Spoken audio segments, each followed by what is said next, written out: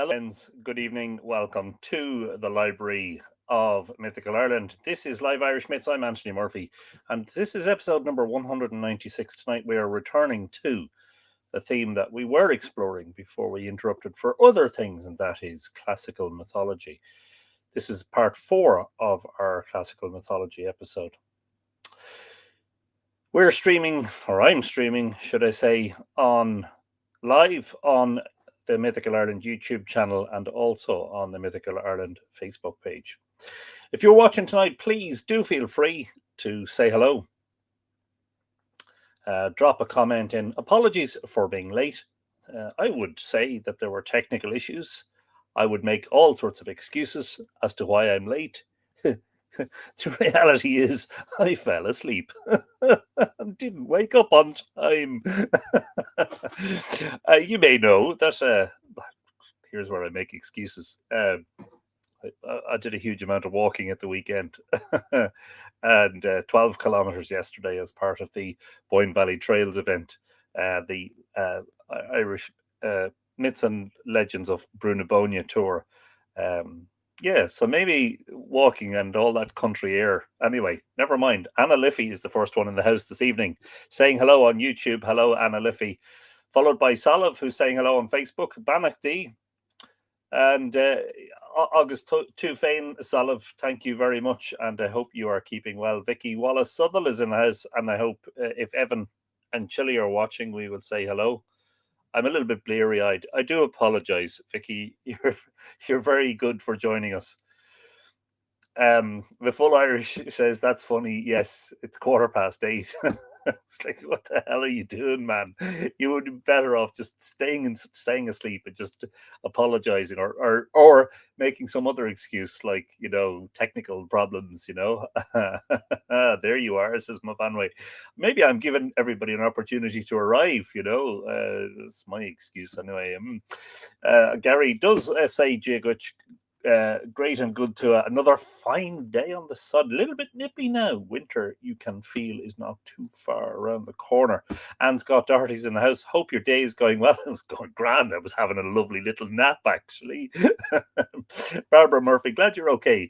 We obviously will wait. Hello from Tucson. Hello, Barbara. I wouldn't want to keep you waiting for too long.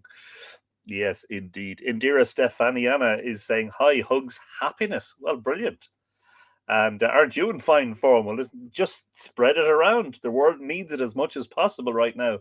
Lucas Sicardi says, good evening, everybody. Good evening, Lucas. Thank you for joining us. Not sure if you've been here before, but you're very welcome to Live Irish Myths.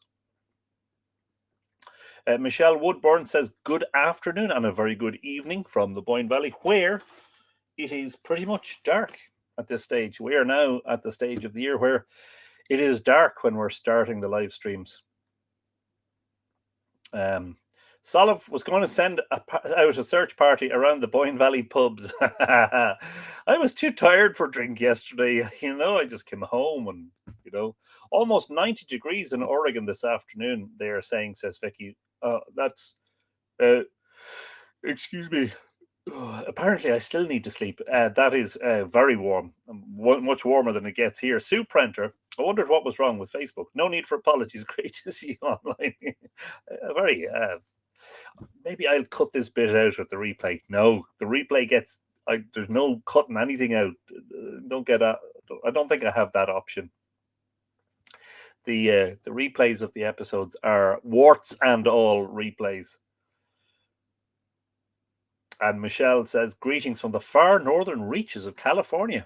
Fantastic stuff. Good afternoon to you. Catherine Woodruff says, well worth the wait for our Monday treasure time. Brilliant stuff. Brendan Byrne says, I was rewatching a Sky program yesterday, but I won't arc on about it. Anthony slipped in late, but we didn't notice, did we? Was that Discovery Science about the Ark of the Covenant, Brendan, featuring a certain Mr. Murphy? Wayne Bird says, hope you feel better after your nap. Hope your weather is better. Dogs wouldn't go out this evening. Oh, is it wet where you are? It's not wet here, but it is due to rain. We are due to get some rain this week. Oh, I need to go back to bed. I sometimes tune in to listen to to your very interesting reading, says Lucas. Thank you indeed. Well, hopefully they're too interesting is right. Tom King is in the house. Hello, Anthony and the Mighty Two. I hope all in good fettle. All fine, Tom. Apparently in need of sleep, but other than that, absolutely grand. Anne McCallum says, hello, Anton and the Mighty Two. I hope everyone's in good form. So sorry, can't stay for the episode. Just saying hello, but we'll catch up later. No problem, Anne. And glad to see you and very, very happy to give you a shout out, as I say. Alva Kelly says, Banachdi Tua. Yes, indeed. August T. Fain. Tonight we are going back to our reading of classical mythology. And, I've picked up some very interesting books lately. One of them was Asiatic mythology, so there'll be a little bit of a series about that. And one of them was about Native American mythology. So why not, Greetings from Cabin Teely, says, I can't stop yawning. Oh. Is there somebody else who will take over? I'm just going to go back to the bed. Fergal, how are you? Thank you for joining us. Oh, this is embarrassing. A little sip of water mightn't do any harm. And before you ask, yes, that's what it is. Nothing else. What time are we on? Never mind that. How many people are watching? It's embarrassing. I promise I'll be fully awake by the end of the episode. Oh. Anyway. Right. Shall we get going? I'll say hello to any more people as they arrive. Mavanway says, don't let us keep you up. It's the time of year for naps with the dark evenings. We can always dig out a book from our extensive libraries while you sleep. Or I can just cop myself on, slap myself across the face, throw some cold water on myself, and just wake up. Tarini Pendleton has joined us from Laguna Beach, California. Good afternoon to you. Yes, indeed. We're going to start with Orpheus and Eurydice. I'm not sure if that's exactly. Some of these pronunciations might be a tiny bit dodgy because although I did classical studies in school, I can't remember some of the pronunciations. So please do accept my apologies for that. And the yawning, I just completely can't control. And you know that yawning is catching, don't you? You know it's contagious. So when you see somebody yawning, your natural inclination is to yawn also. So although I can't see you, I know that several of you are yawning with me, which brings me some comfort. Can you do a live stream from your bed? Says Wayne Bird. I could, but I don't think that would be appropriate. And Mavanway says, yes, I'm half asleep now. Thanks to Anthony. Ah, yes, indeed. Orpheus and Eurydice. Another famous, pardon me while I shite some lead on the subject. I mean, shed some light. Another famous musician of mythology was Orpheus, the tawny-skinned son of Calliope, the muse of epic poetry. According to some authorities, his father was none other than the sun god himself. Shakespeare calls the musical instrument played by Orpheus a lute, but it was a 7-stringed lyre. A bit like the harp of the Dagda, perhaps. And this is a quote, obviously, from Shakespeare. Orpheus with his lute made trees, and the mountain tops that freeze bow themselves when he did sing. To his music, plants and flowers, ever sprung as sun and showers, there had made a lasting spring. Everything that heard him play, even the billows of the sea, hung their heads and then lay by. And that is indeed a quote from Shakespeare, but I couldn't tell you from which of his poems or plays. Maybe some of the resident Shakespeare experts can tell us that one. If he had the power to make flowers open and wild beasts turn gentle, it is hardly surprising that when he fell in love with Eurydice, one of the nymphs, he soon won her heart. Hymen, the god of marriage, joined their hands, but his torch smoked instead of giving forth a clear golden flame, and this was regarded as a bad omen.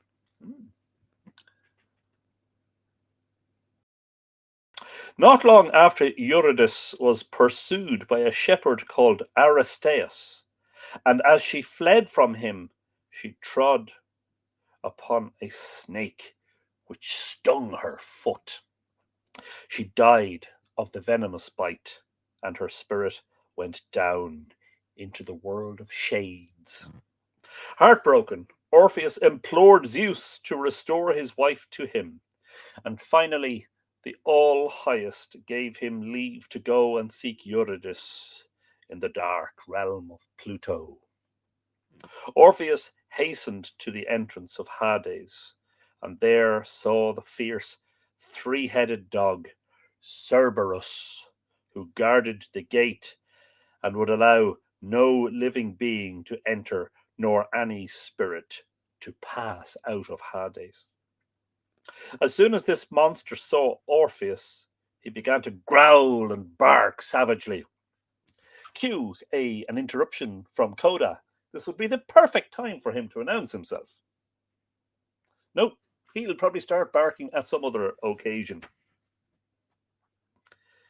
But Orpheus merely paused and began to play such an enchanting melody that Cerberus's rage was appeased, and he finally allowed him to pass.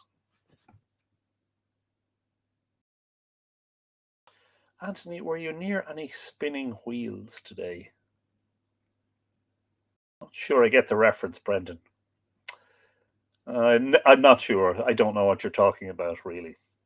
But then I've been asleep for ages and only just awake, and Mavanwe has the giggles.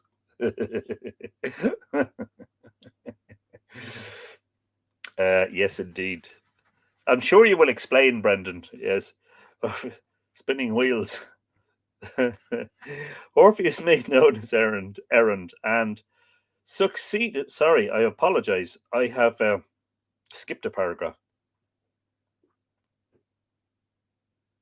Or two, or three. The magic sounds penetrated even into the remote depths of Tartarus, where the condemned shades suspended their toil for a moment and hushed their sighs to listen. Even Tantalus paused in his eternal effort to quaff the ever receding stream. Sisyphus ceased to roll his heavy stone, and Ixion's wheel stayed for a moment in its ceaseless course. Speaking of wheels, Sleeping Beauty, says Fergal Canton and Brendan Byrne. Yes, indeed. I may have been sleeping. I'm not sure about the beauty part. No living being had ever before penetrated thus into the infernal regions, and Orpheus wandered on until he came to the throne of Pluto, king of these realms. Whereupon the stern ruler sat in silence, his wife Persephone beside him, and the relentless fates at his feet. Orpheus made known his errand and succeeded in moving the royal pair to tears, whereupon they consented to restore Eurydice to him. And this is from Pope. Hell consented to hear the poet's prayer. Stern Proserpine relented and gave him back the fair. Thus song could prevail o'er death and o'er hell, a conquest how hard and how glorious, though fate had fast bound her with sticks 9 times round her, yet music and love were victorious.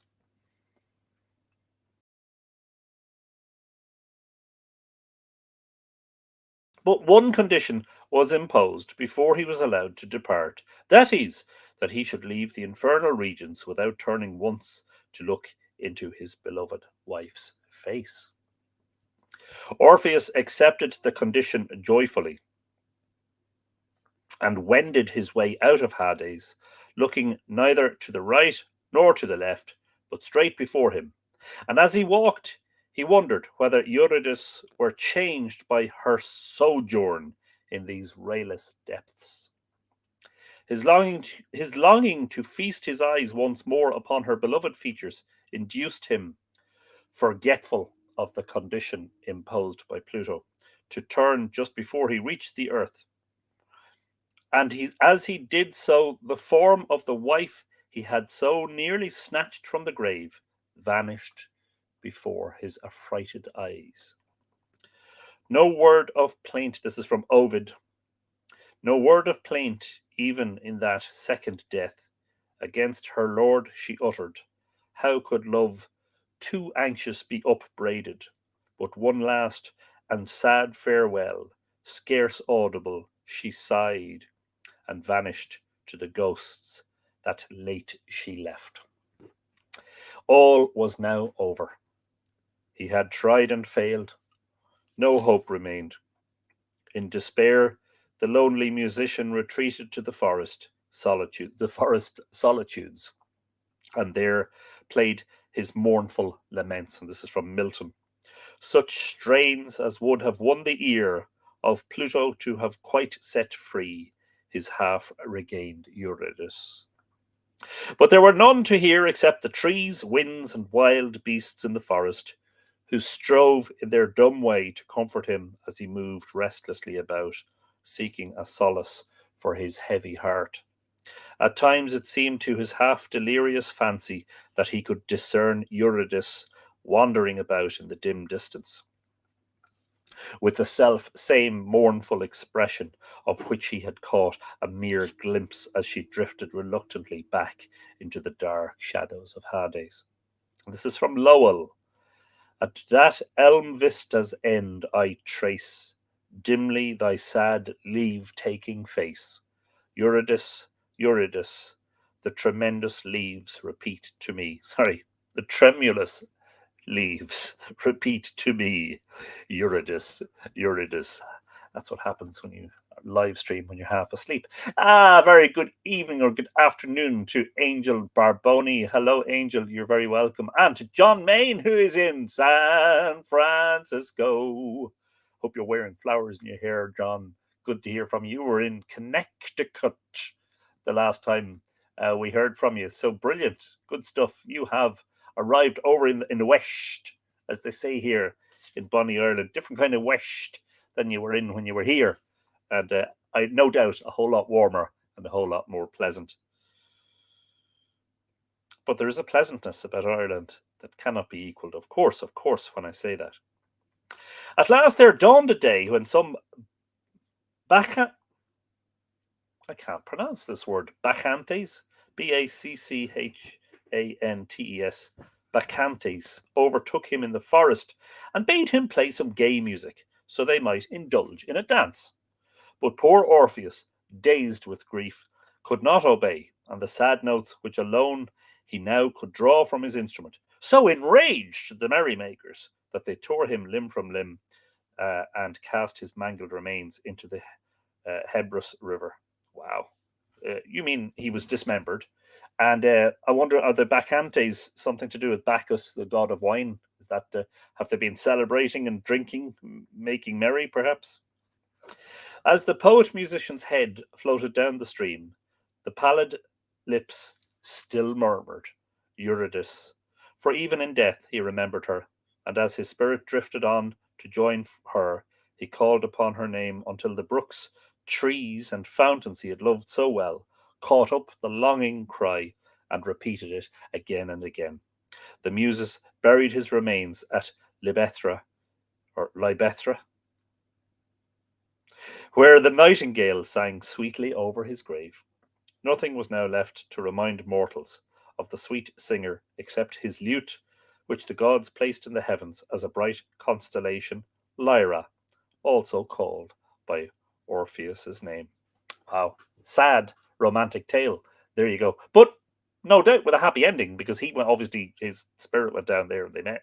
Did they? Doesn't say, does it? But leave it to the imagination. Jules Cousins is in the house. Hello, Jules. You are very welcome to our live stream. The story of Amphion, yet another musician. Celebrated in mythology is Amphion, whose skill was reported to be little inferior to Orpheus's, and this is from Tennyson. "'Tis said he had a tuneful tongue, such happy intonation, wherever he sat down and sung, he left a small plantation. Wherever in a lonely grove he set up his forlorn pipes, the gouty oak began to move and flounder into hornpipes." This musician, a son of Zeus and Antiope, had a twin brother, Zethus, Zethus,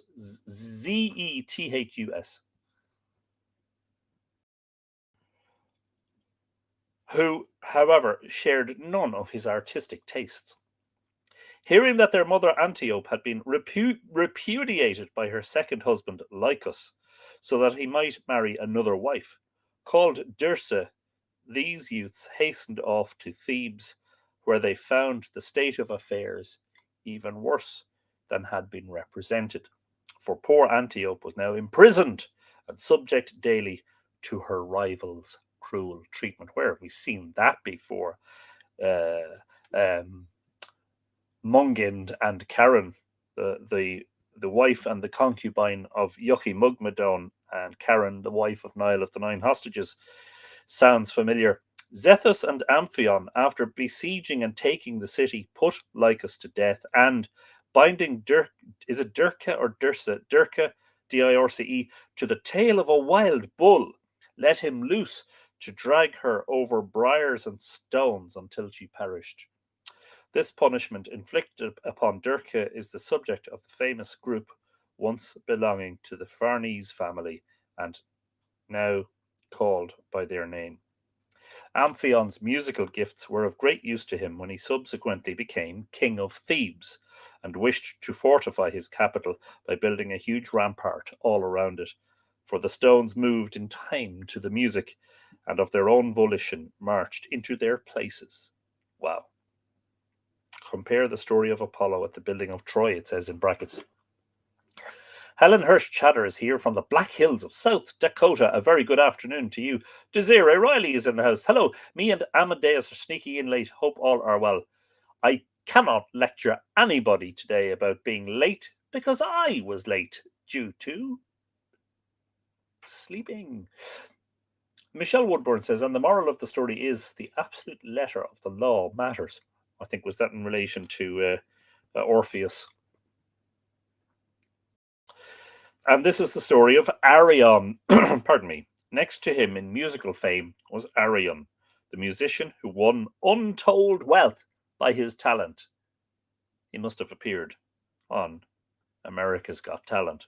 On one occasion, or Ancient Greece's Got Talent, on one occasion, having gone to Sicily to take part in a musical contest which had attracted thither the most famous musicians from all parts of the world, he resolved to return home by sea, bearing with him the rich prizes he had won. Unfortunately for him, the vessel upon which he had embarked was manned by an avaricious, piratical crew, who, having heard of his treasures, resolved to murder him to obtain possession of them. He was allowed but scant time to prepare for death, but just as they were about to toss him overboard, he craved permission to play for the last time. Let's see, does the music put them to sleep? The pirates consented.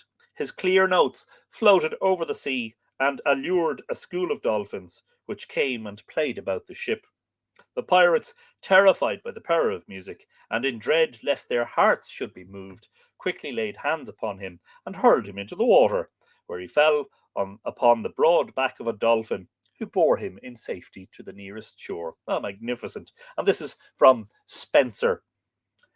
Then there was heard a most celestial sound of dainty music, which did next ensue. Before the spouse that was Arion crowned, who, playing on his harp, unto him drew the ears and hearts of all that goodly crew, that even yet the dolphin which him bore through the Aegean seas from pirates' view, still stood by him astonished at his lore, and all the raging seas for joy forgot to roar. Nice one. Yvette Telema is in the house. Hello, Yvette. A very good afternoon to you. Gordon Farrell is in the house. Hello, Gordon. You're very welcome to the live stream. The story of Phaeton. Sorry, there's one more paragraph that I didn't read. To commemorate the miracle, the gods placed Arion's harp together with the dolphin in the heavens, where they form a constellation. The story of Phaeton. That's the Phaeton Greeks, not Fitin or anything like that. Phaeton. Regina Riley is in the house, has also joined us. The Midlanders are a little bit late, but I'm definitely not in a position to lecture anybody about being late this evening. I didn't start the stream until about 8:15 because I had fallen asleep. There you go. In the sunny plains of Greece, there once dwelt a nymph called Clymene, Clymene.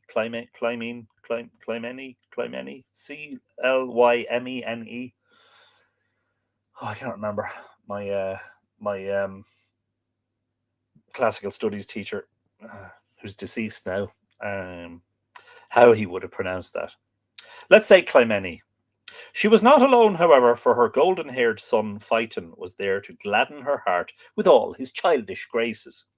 Early in the morning, when the sun's bright orb first appeared over the horizon, Clymene would point it out to her boy and tell him that his father, Apollo, was setting out for his daily drive.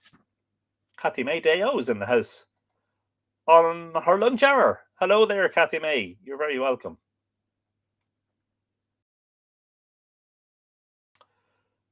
And Ria Haina Neva Mind, if I've pronounced that right, is saying, glad to see you all. Hope you're all well. Well, a very good afternoon, evening, night, morning to you. And thank you for joining our live stream. Clymene so often entertained her child with stories of his father's beauty and power that at length Phaeton became conceited and acquired a habit of boasting rather loudly of his divine parentage.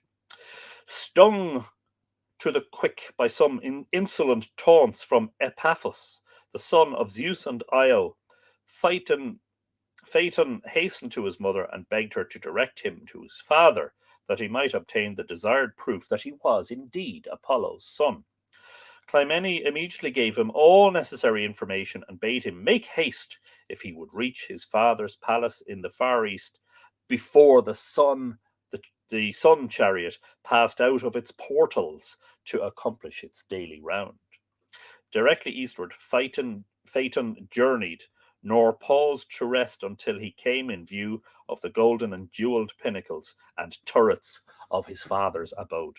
And this is from Addison. The sun's bright palace on his high columns raised, with burnished gold and flaming jewels blazed.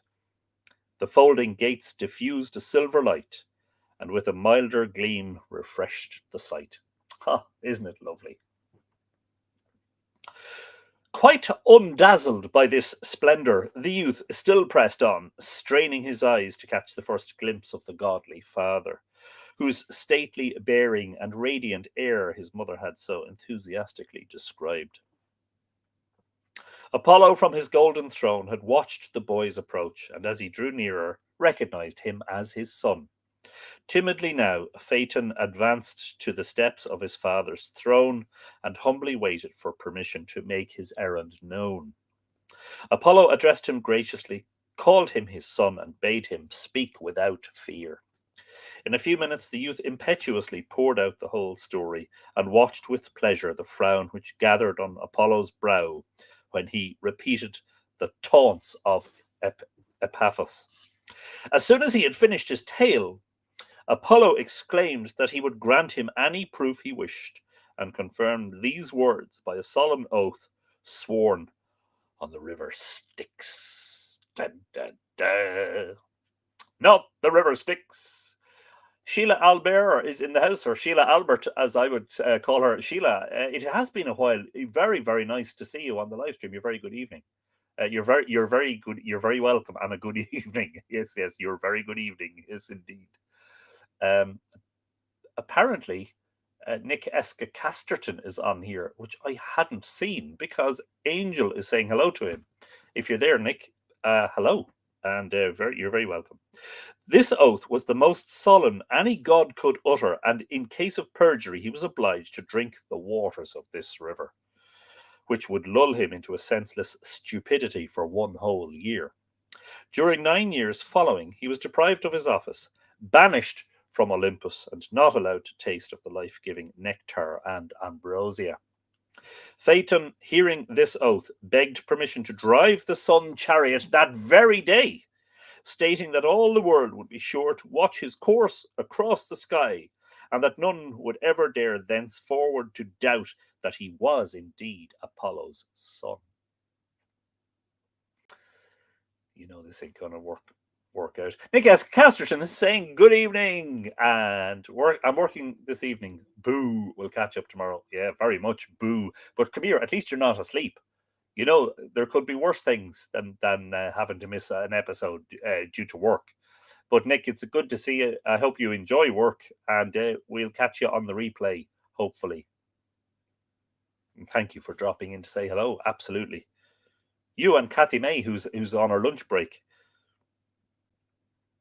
When the god heard this presumptuous request, he started back in dismay, for he alone could control the 4 fiery steeds which drew the golden-wheeled sun car. Patiently he then explained to Phaeton the great danger of such an undertaking, earnestly begging him to select some other less fatal boon.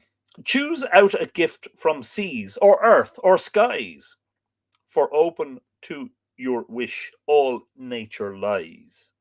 Only decline this one unequal task, for 'tis a mischief, not a gift you ask. And that's from Addison. But Phaeton, who, like many other conceited youth, fancied he knew better than his sire, would not give heed to the kindly warning, and persisted in his request until Apollo, who had sworn the irrevocable oath, was obliged to fulfill his promise.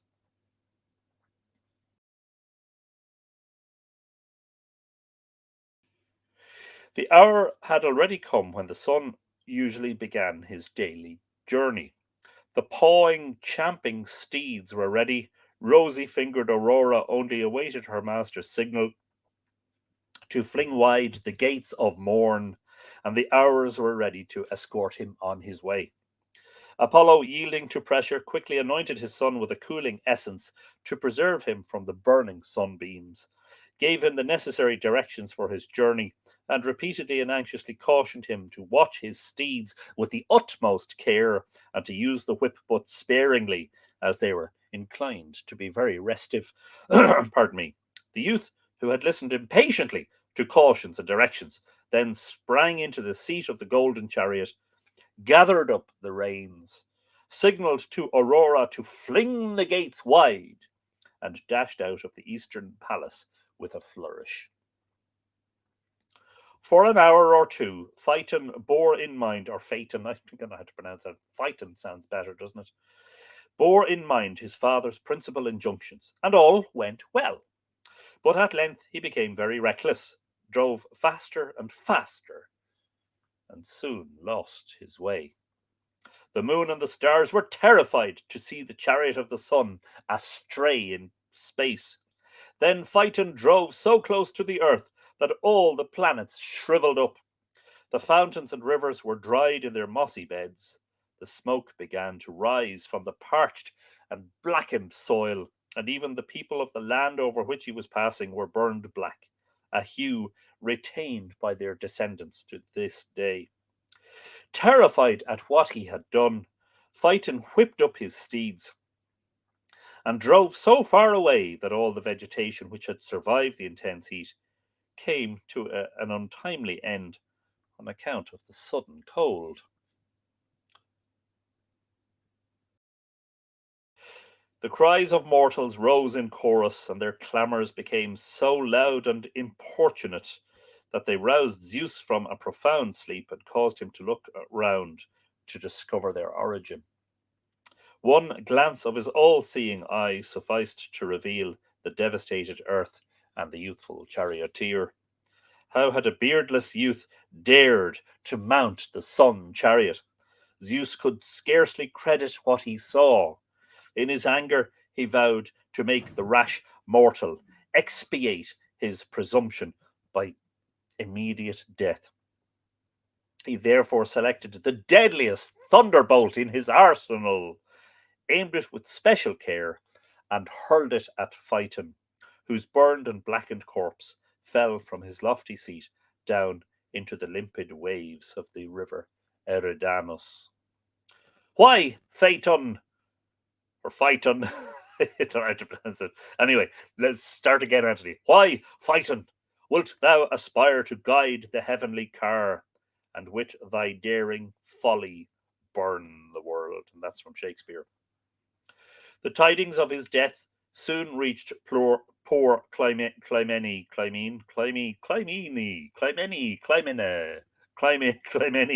who mourned her only son and refused to be comforted, while the Heliades, Phaeton's sister, 3 in number, Phaetusa, Lampesia, and Aegle, spent their days by the riverside, shedding tears, wringing their white hands, and bewailing their loss, until the gods in pity transformed them into poplar trees, and their tears into amber, which substance was supposed by the ancients to flow from the poplar trees like teardrops. Phaeton's intimate friend, Cycnus, piously collected his charred remains and gave them an honourable burial. In his grief, he continually haunted the scene of his friend's death and repeatedly plunged into the river in the hope of finding some more scattered fragments, until the gods changed him into a swan, which bird is ever sailing mournfully about and frequently plunging his head into the water to continue his sad search. That is Cygnus, obviously. Cygnus or Cygnus. Very sad.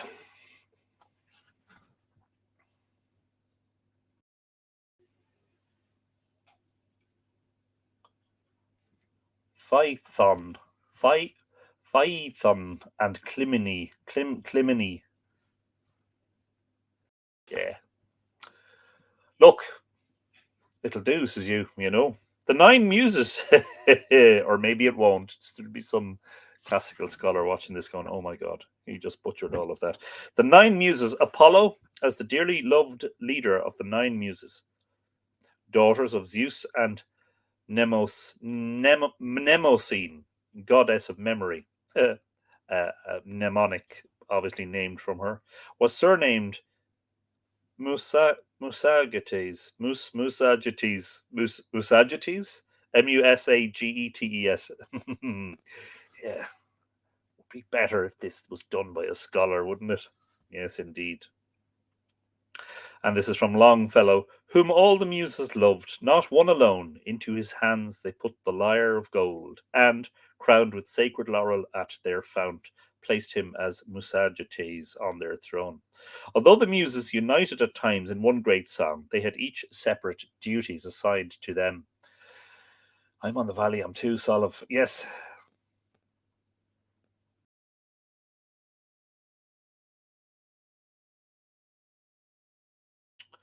Clio, the muse of history, recorded all great deeds and heroic actions with the names of their authors, and was therefore generally represented with a laurel wreath and a book and stylus to indicate her readiness to note all that happened to mortal men or immortal gods. Euterpe, the graceful mistress of song, was represented with a flute and garlands of fragrant flowers. Thalia, muse of comedy, held a shepherd's crook and mask and wore a crown of wild flowers. Her graver sister, Melpomene, who presided over tragedy, wore a crown of gold and wielded a dagger and a scepter, while Terpsichore, apologies, the light-footed muse of the dance, was represented in the act of dancing. Erato, the muse of lyric poetry, was pictured with a lyre, and Polyhymnia, muse of rhetoric, held a scepter to show that eloquence rules with resistless sway. Calliope, muse of epic poetry, also wore a laurel crown, and Urania, muse of astronomy, held mathematical instruments indicative of her love of the exact sciences. This glorious sisterhood was wont to assemble on Mount Parnassus or on Mount Helicon to hold their learned debates on poetry, science, and music. Musagetes, Musagetes,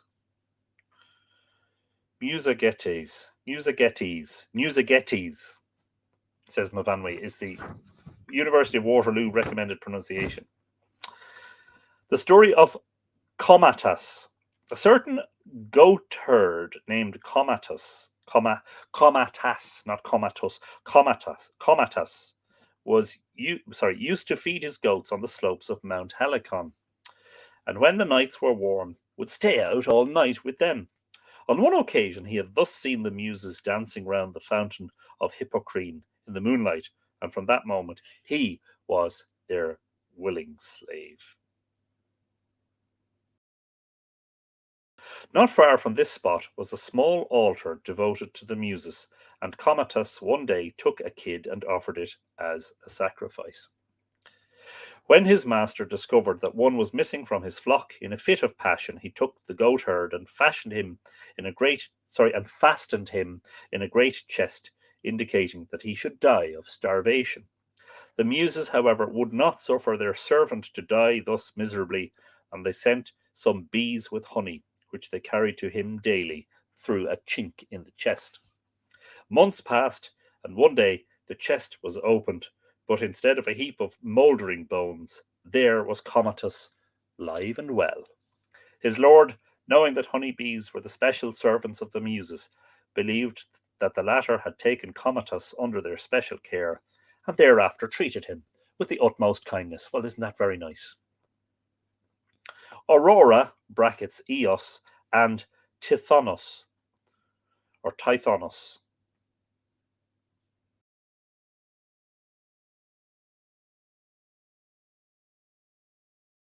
They have a library called Musagetes, apparently. Oh, there you go.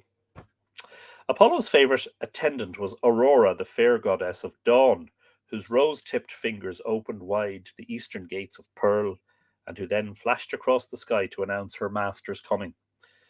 Yonder shines Aurora's harbinger, at whose approach ghosts wandering here and there troop home to churchyards, and that's from Shakespeare. This goddess loved and married Tithonus, prince of Troy, and won from the gods the boon of everlasting life to confer upon him. Alas, however, she forgot to ask at the same time for continued youth, and her husband grew older and older, and finally became so decrepit that he was a burden to her. So she put him in a home. No, it doesn't say that bit. Immortal age beside immortal youth, says Tennyson. Knowing he would never die and wishing to rid herself of his burdensome presence, she changed him into a grasshopper. At least it wasn't a scarlet fly.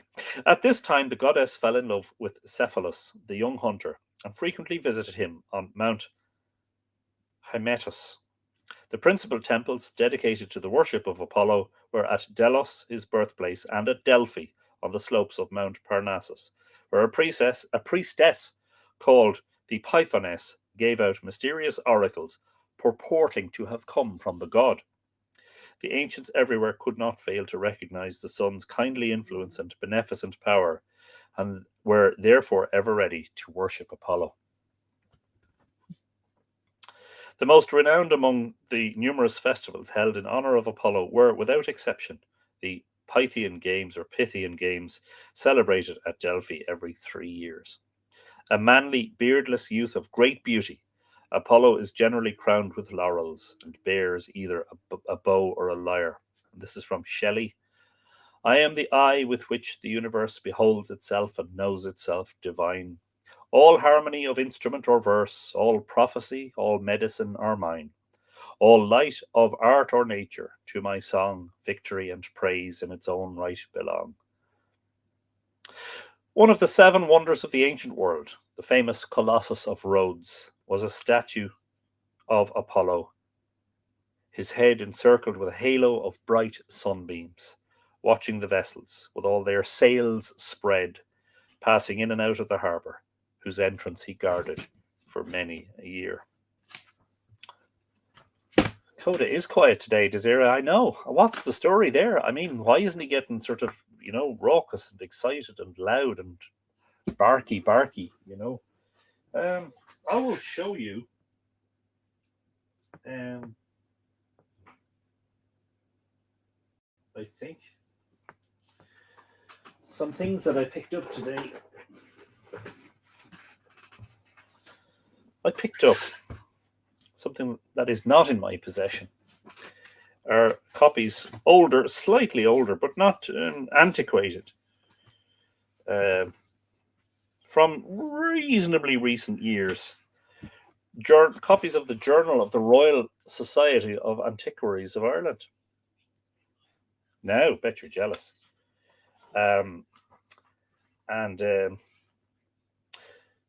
So was interested to read in one in relation to chariots being one of the emblems or icons featured on Irish high crosses, which, remember, are Christian crosses. And this article discussing the suggestion that the chariots on some Irish high crosses are actually from pre-Christian Irish mythology or Celtic mythology, as it were, which is fascinating. So I picked up, that's the 2008 journal and the 2007 journal. I'm just looking for something in particular in here, which I will find. Oh yeah, it's 2009. It's in, this one is 2006. And these are, scholarly journals, mostly dealing with archaeology and some mythological and content from the manuscripts. This is 2005.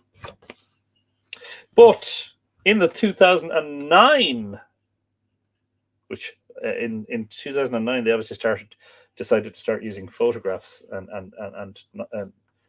pictographic or photographic covers. I was delighted to see, if I can find it, an article by Ronald Hicks, who you've heard us mention on several live streams, some correlations between henge enclosures and Enoch sites. And of course, this is an article which Professor Hicks had sent to me a number of years ago, and which I have quoted and referenced in some of my written work and some of my books. So I was delighted to see that. And yes, two more. That was from 2009, and one from 2010, and one from 2011. So there you go. I got one. How many years? 8, is it? 7 years of journals of the Royal Society of Antiquaries of Ireland. Where I read, by the way, that in advance of Sean P. O'Riordan's excavations, in an article written by Murish O'Sullivan, that in advance of Sean P. O'Riordan's excavations at the Hill of Tara, particularly at the Mound of the Hostages in the 1950s, that there had been some reticence and some protest about his proposed work, which I've found fascinating, and maybe that will make an episode at some point. Yes, indeed. Where did I find those? In a local secondhand bookshop, which I frequent regularly and I regularly pick up treasures. One thing that I bought recently that's not necessarily mythological, but I thought was a wonderful thing for any library to have was the Norton Anthology of Poetry. And if you haven't seen the Norton Anthology of Poetry, it is a veritable Bible, because it's printed on this really flimsy, very thin paper, like some of the Bibles that you see, and it runs to, including the index, around 2,000 pages. Not shy of 2,000, but it runs to 1998 pages, so almost 2,000 pages, and has poets, yes, from Paradise Lost to what's his name, Yeats and Keats and all those amazing stuff. John Betjeman, Ogden Nash. Yeah, I just thought it would be very handy to have something like that in your library, where I recently quoted "Death the Leveller" by James Shirley upon the passing of Queen Elizabeth II, and it wasn't aimed. It was the only thing I could think of saying at the time, and it wasn't meant in any way and in any derogatory sense, but it was just meant to reflect upon the fact that even the great, Elizabeth II reigned for 70 years, which, when you think about it, is extraordinary, and that even even the apparently ever living eventually have to give way. So that's there's even Edgar Allan Poe, Alfred Lord Tennyson, John Keats, Longfellow, Herman Melville. It's a mad one. Herman Melville wrote Moby Dick, didn't he? Yeah. Anyway, Emily Dickinson, loads of Emily Dickinson poems in there. I'm not sure if it's supposed to be. I think it's supposed to be contain a representative sample of each of the poets, rather than to be an exhaustive. But I mean, it's still exhaustive, just by virtue of the size of it. Anyway, let me read that to finish off, and then I'll go back to bed. Actually, I haven't had dinner, so I'm hungry as well as tired. There you go. And a few more announcements before we finish. Where am I? When did James Shirley live? It was it the 15 or 1600s? Just trying to find him here. Oh, here we go. James Shirley. It's here called a dirge, but I think the official title of the poem is "Death the Leveller."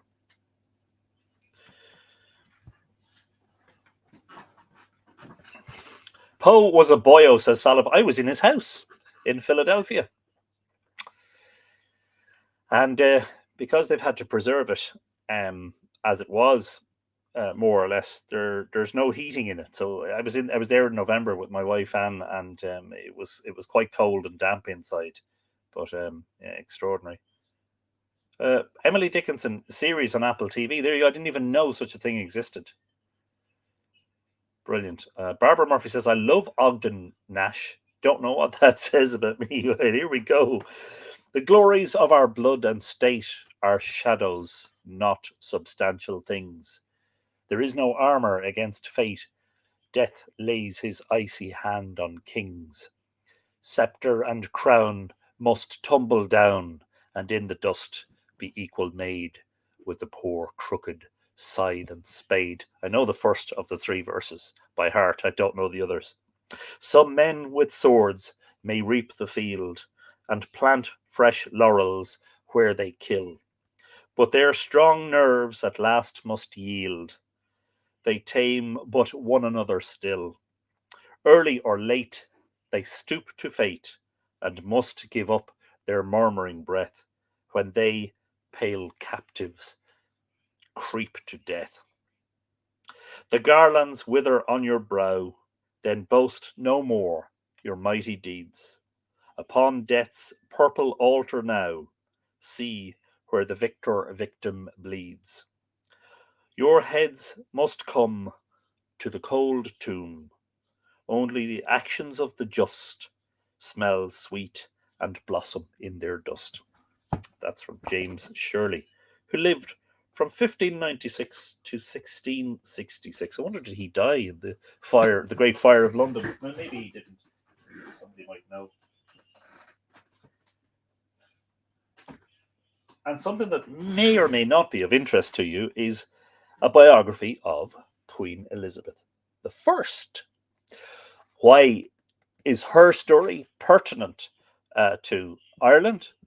It is pertinent and relevant because during what was described as a rather peaceful reign over the empire, Ireland was the one province that constantly gave her trouble. And towards the end of her reign, she had particular difficulty calming or quelling the relentlessly annoying exploits of Hugh O'Neill, and in Ulster in particular, and had great difficulty trying to control and quell him. Not least because he led a warrior band who liked the forests, and who didn't fight out in the open, and who tended to slaughter any foreign armies with relative ease. It was actually in 1603 that O'Neill eventually came to Mellifont Abbey, which is just a couple of miles out the road from Drogheda here, and signed the Treaty of Mellifont. But he didn't know that at the moment he signed the treaty, that actually Elizabeth had already passed away several days previously. Some scholars say it wouldn't have made any difference to the outcome. Ireland was ripe for the conquest. But there you go. Huge difference in terms of how they looked upon Ireland between Elizabeth I and Elizabeth II. I love the story of the meeting of Elizabeth I and Grania O'Malley. Isn't it true that Grania took a ship, went to London, and stormed into, was it Buckingham Palace? Was it there at the time? Am I mistaken? Was it Buckingham Palace, or was it? I'm not sure. Or was it hardly Windsor Castle? Was it? I can't remember. Somebody will correct me. And stormed in to where the Queen was. and funny enough, Elizabeth ended up having a level of respect for this Irish pirate queen. Anna Liffey says, I know you've said before you'll not buy any more books. You could never possibly take me seriously when I say that. In fact, it's getting ridiculous. It really is. It's getting to the point where I'm going to have to stack them on the floor. I really am. I don't know. I don't know where I'm going to have to sleep with them in the bed. Indira is thanking Salav for connecting. Yes, indeed. Well done, Salav, and thank you for your work in the background in terms of promoting all that we do. Would not want to be feeling depressed when reading that, says Brendan. Presume you're talking about Shelley or Shirley's poem. Yes, indeed, correct. And Emily Dickinson, the same. Absolutely. So that's the story, folks. All the walks are finished. The September Walking Festival. The new website is almost ready to go. So in the coming days, I was hoping it would be up and running before the weekend, but one or two last minute technical things. So the new version of Mythical Ireland will be launched in the coming days with the 2023 calendar. If you're a patron, you've already seen that. Don't forget that over on Patreon, and there's the address below there, patreon.com/Mythical Ireland. Patrons at the Bronze Age level and above are currently able to watch the short version of the Michael Quirk interview. The long version is being worked upon as we speak, and will be available in probably a couple of weeks' time. It will be at least an hour long, and all the gold that we captured that day in that lovely interview with Michael. But if you want to see the short version, sign up to become a patron and watch it over there. I will, as part of the new website, or as part of the functionality of the new website, is I will be able to offer two things, which is great: events for which I can sell tickets without needing to use a third party like Eventbrite.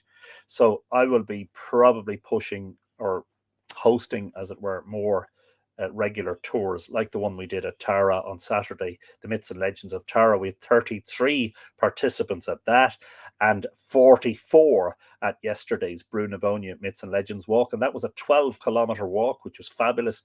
Lovely crowds on both days.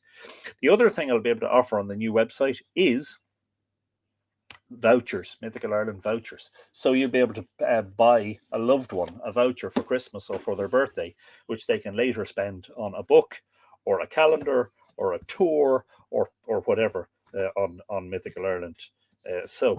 Or one of Tom King's lovely creations. And hopefully we'll be able to, as I say, launch that in the coming days.